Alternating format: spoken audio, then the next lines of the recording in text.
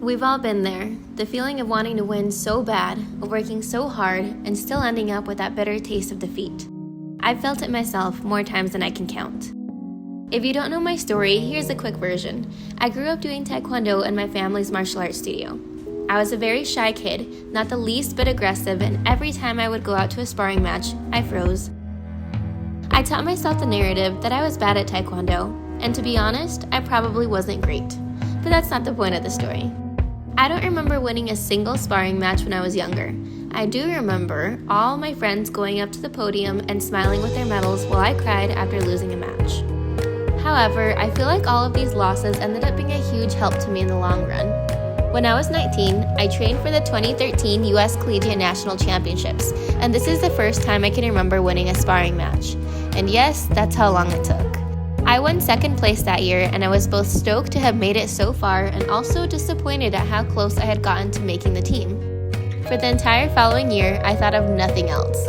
In every training, every time I felt tired and wanted to slack, I would ask myself if I'd be okay taking second place again. The loss turned out to be a huge motivator because it made me feel what could be possible if I kept working just a bit harder. I ended up taking first in that competition for the next 5 years. So what do you do when you lose? Here's the reality. Within the first round, half the people are going to lose.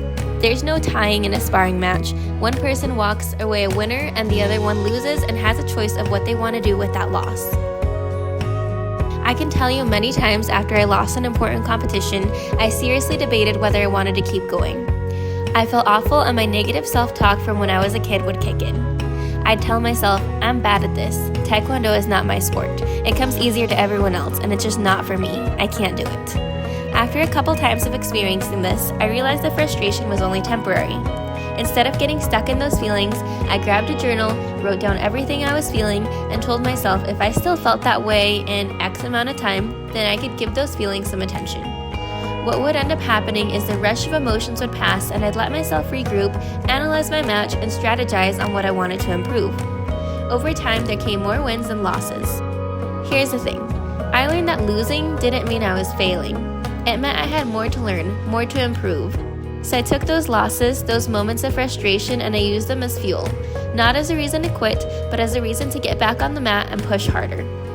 Find what works for you to help you get that motivation and discipline after a loss. It's normal to feel disappointed, frustrated, or upset after a loss, especially if you feel like you gave it your all.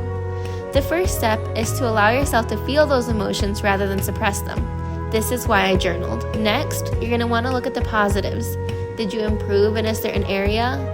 Talk to someone or reflect on what went well today. This can take your mindset from defeat to growth. The next step is to learn from the experience. Analyze what went wrong.